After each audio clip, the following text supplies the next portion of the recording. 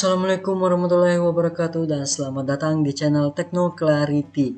Pada kesempatan kali ini admin akan membahas tentang bagaimana sih cara menentukan topik SPK dan juga menentukan kriteria-kriteria apa yang sebisa mungkin cocok dengan tema atau topik yang kita pilih. Nah, sebenarnya kalau kita membahas tentang dunia SPK, admin itu juga sudah menuliskan beberapa sih artikel mengenai SPK, yakni kalian dapat buka langsung situs admin technoclarity.com, lalu kalian coba cari menggunakan tombol pencarian di sini, kalian bisa cari SPK mungkin, dan tunggu beberapa saat. Bila hasilnya tidak muncul, kalian bisa langsung enter. Nah, di sini muncul, kalian bisa memilih tuh ada jasa, ada penjelasan benefit, kriteria benefit atau enggak. Ada juga penjelasan tentang 28 metode yang dapat kalian gunakan, dan pokoknya sebisa mungkin kalian bisa paham dunia SPK pada saat kalian browsing internet di website admin. Nah, jadi langsung kembali lagi ke topik. Misalkan nih, kalau kita ingin menentukan sebuah tema, berarti kita harus memikirkan sebuah masalah yang sekiranya membutuhkan rekomendasi. Nah, contohnya mungkin rekomendasi pemilihan tanaman yang terbaik untuk suatu lahan, atau mungkin kalian ingin berlibur. Kalian ingin berlibur dan kalian ingin memilih hotel yang paling cocok untuk kebutuhan kalian. Atau kalian ingin, bisa juga nih kalau kalian ingin, mungkin ya kalau kalian seorang pegawai atau seorang event organizer, kalian mungkin butuh tuh untuk menentukan sebuah tempat atau hotel yang terbaik untuk mengadakan sebuah event. Nah, itu tuh semuanya dapat diselesaikan menggunakan SPK, karena hampir semua yang membutuhkan rekomendasi dapat dibantu menggunakan sistem pendukung keputusan nih. Nah, jadi misalkan nih kita ambil satu contoh kasus. Kita mungkin mengambil contoh kasus sistem pendukung keputusan kesesuaian lahan aja ya. Sistem pendukung keputusan untuk pemilihan tanaman aja ya, tanaman kebun aja terbaik, tanaman kebun terbaik. Nah, jadi ini tuh maksud judulnya adalah kita harus memilih atau membutuhkan sebuah rekomendasi kira-kira tanaman apa yang paling cocok kita tanam pada suatu lahan. Nah, jadi sampai sini nangkap dulu ya maksud admin itu bikin SPK untuk apa.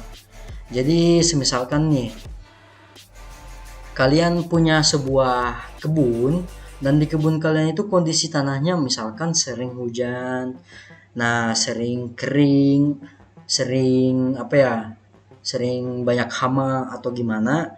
Nah, itu kan kalian membutuhkan kira-kira tanaman kebun apa yang sekiranya cocok dengan kondisi lahan seperti itu. Karena itu sebenarnya penting. Menentukan tanaman apa yang ditanam itu sangatlah penting. Nah, jadi untuk kriteria-kriterianya mungkin ya, kriterianya itu adalah kalian harus tahu jenis tanah kalian itu apa. Nah, karena jenis tanah kan merupakan apa ya? Itu tuh admin rasa hal yang esensial pada tumbuhan untuk dapat tumbuh apakah subur atau enggak. Itu tuh tergantung jenis tanahnya enggak sih. Admin juga bukan anak pertanian sih, tapi admin sangat logik dan merasa jenis tanah itu masuk dalam perkembangan tumbuh sebuah pertumbuhan ya, tanaman. Nah, setelah itu yang bisa jadi kriteria lagi apa? Misalkan, nah ini juga penting nih, curah hujan. Sudah pasti kan kalian harus memikirkan curah hujan pada lahan kalian pada saat kalian ingin menanam sesuatu. Karena nggak semua tanaman cocok bila mempunyai curah hujan yang terlalu tinggi atau malah sebaliknya. Jadi kalian juga harus memikirkan tentang curah hujan. Nah, lalu kriteria selanjutnya yang dapat kalian pilih itu apa ya? Bentar aku mikir dulu. Mungkin ketinggian lahan. Ketinggian lahan juga butuh, karena kebun itu enggak cuma di daratan rendah ya, di daratan tinggi juga bisa menjadi lahan perkebunan, dan itu pun tanamannya pasti beda. Bila dataran rendah tanamannya itu A, bila tanaman tinggi itu ternyata tanaman B yang paling subur. Nah, jadi itu kalian bisa masukkan sebagai kriteria juga ketinggian lahan. Lalu selanjutnya apa? Kalian bisa memasukkan kelembaban udara karena kalian juga harus tahu nih, admin pernah membaca di sebuah jurnal tentang pertumbuhan tanaman. Syarat pertumbuhan tanaman itu ternyata membutuhkan kelembaban udara yang juga pas atau kurang lebih tidak terlalu jauh dari minimumnya mereka sanggup gitu loh. Nah, lalu selanjutnya apa? Kita cukupin 6 deh. Cukupin 5 deh. Lalu selanjutnya itu mungkin kalian bisa memilih suhu udara minimum. Nah, suhu udara minimum ini kenapa admin anggap penting? Karena nggak semua tanaman dapat tumbuh di daerah yang sangat dingin ataupun di daerah yang sangat panas. Kalau kalian misalkan nih, kita ambil contohnya yang tanaman bisa hidup di udara sangat panas itu kaktus kan. Kaktus itu memang juga punya buah, mempunyai buah, dan juga buahnya itu dapat dijual. Jadi dapat ditanam juga di perkebunan gitu loh. Selain itu ada buah naga juga kan, yang sejenis kaktus. Admin kurang paham sih tanaman-tanaman apa yang sebenarnya dapat tumbuh pada daerah panas dan juga daerah dingin. Tapi yang admin tahu itu nggak semua tanaman itu dapat tumbuh di satu suhu yang sama. Nah, jadi ini tuh adalah beberapa kriteria yang admin rasa penting pada saat kalian ingin memilih tanaman kebun terbaik yang dapat tumbuh pada lahan perkebunan kalian. Ya, kalau kalian juga jangan membuat sebuah kriteria seperti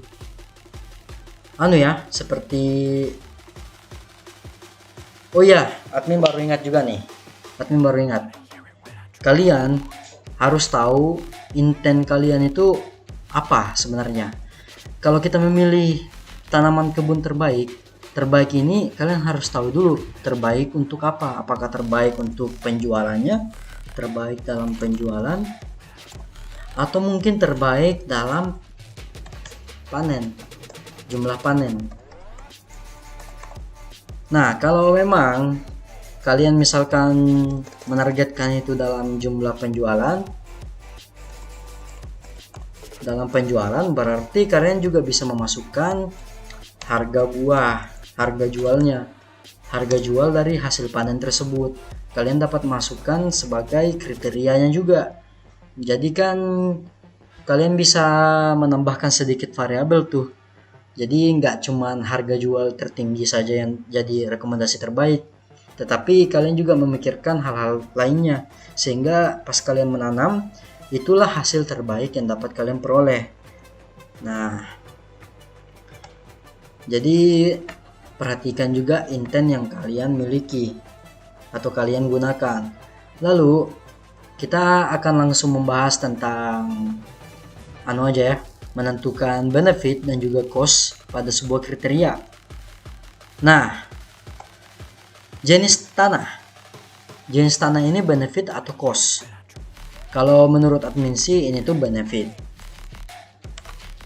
Kenapa jenis tanah benefit? Karena semakin bagus jenis tanahnya, maka semakin bagus juga pertumbuhan tanaman kita. Benar nggak? Nah, lalu curah hujan. Curah hujan ini admin anggap sebagai cost. Kenapa sebagai cost? Jadi admin itu punya pendapat seperti ini. Mungkin kalian juga sama atau kalian mungkin kontra. Admin menganggap curah hujan itu semakin banyak curah hujan, maka semakin banyak hama yang muncul. Makin banyak banget hama yang muncul sehingga dapat antara dua nih, dapat membuat kita gagal panen atau membuat panen kita menjadi sedikit karena curah hujannya itu mungkin terlalu tinggi. Nah, jadi admin anggap itu cost. Lalu ketinggian lahan ini admin rasa sebagai benefit. Kenapa benefit? Nah, karena di ketinggian lahan itu semakin tinggi lahan sebuah lahan perkebunan, maka biasanya jenis tanahnya itu semakin bagus juga. Semisalkan nih, kalian ke dataran rendah, biasanya tuh jenis tanah yang kalian temukan adalah mediteran. Jenis tanahnya itu mediteran, sehingga kalau kita tanamin tanaman-tanaman seperti buah-buahan yang perkebunan banget gitu, itu nggak bakalan bisa berhasil tumbuh. Ataupun dia bisa tumbuh tapi nggak berbuah. Nah, jadi kita membutuhkan ketinggian lahan itu sebagai benefit. Lalu kelembaban udara. Kelembaban udara ini ada yang bilang sebagai cost dan juga ada yang bilang sebagai benefit. Nah, kalau admin sendiri sih menganggap ini sebagai benefit. Kenapa sebagai benefit sih kelembaban udara itu? Karena admin rasa kelembaban udara itu, soalnya admin juga pernah ngobrol nih sama pihak dinas pertanian dan juga kehutanan. Semakin tinggi kelembaban udara, katanya itu semakin bagus juga sumber hara di bawah tanah tersebut, dan semakin bagus juga pertumbuhan tanaman. Makanya kalau di tempat-tempat yang kelembaban udaranya itu tinggi, biasanya itu dipenuhi tumbuhan-tumbuhan yang gede banget kayak pohon-pohon dan juga buah-buahan yang pohonnya itu tinggi. Nah, jadi biasanya pohon yang tinggi itu dapat dijual dengan harga yang mahal, baik dari batangnya dijadikan kayu atau buahnya dimakan atau dijual. Lalu suhu udara minimum. Suhu udara minimum ini admin ini juga dapat dicap nih. Ada dua pemikiran juga yang berbeda. Ada yang menganggap ini cost dan juga benefit. Tetapi admin menganggap suhu udara minimum ini sebagai cost. Kenapa cost? Karena sebenarnya suhu udara minimum pada suatu daerah itu sangat sulit ditentukan. Apalagi kalau kita hidup di Indonesia ini. Nah, jadi tanaman-tanaman juga itu sebenarnya kalau misalkan nih di daerah kita itu ternyata kebun kita itu berada di ketinggian lahan yang mungkin 50 atau 100 km 100 km atau berapa kilometer di atas permukaan laut lah. Itu kan suhunya akan berbeda tuh, padahal kita sebenarnya pengen banget nanam durian misalkan, tapi daerah kita itu suhu minimumnya itu terlalu rendah atau bahkan terlalu panas. Nah, membuat kita terpaksa nggak bisa menanam buah-buahan itu. Nah, jadi itu terpaksa admin taruhnya itu sebagai cost karena kita nggak bisa bebas. Dan admin rasa itu semakin udara minimum ini semakin memperkecil pilihan kita untuk dapat menanam tumbuhan perkebunan gitu loh. Karena suhu udara ini benar-benar mempengaruhi banget tumbuh tanaman kita nantinya. Nah, jadi admin harap kalian sudah mengerti. Itu salah satu contoh yang dapat admin sampaikan. Lalu semisalkan nih kalau kita ingin membuat sebuah SPK, satu lagi ya contoh ya, kalau kita membuat sebuah SPK sistem pendukung keputusan untuk pemilihan mobil keluarga.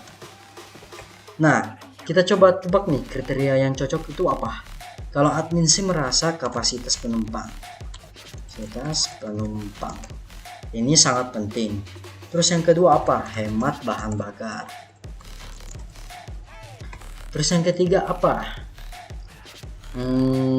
Nah, misalkan kita bikin kriterianya tuh seperti ini. Lalu kita ingin menentukan mana yang benefit atau mana yang cost.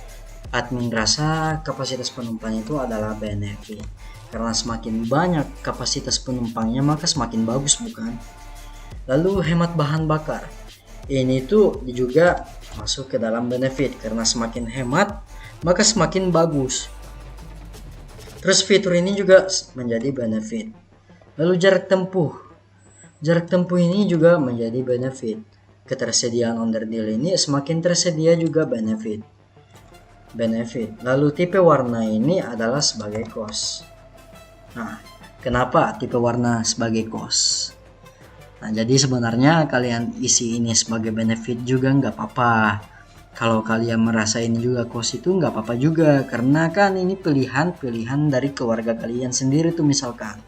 Apakah jadi maksud admin itu di tipe warna kendaraan ini adalah warna terang, gelap, atau malah nggak peduliin sama sekali.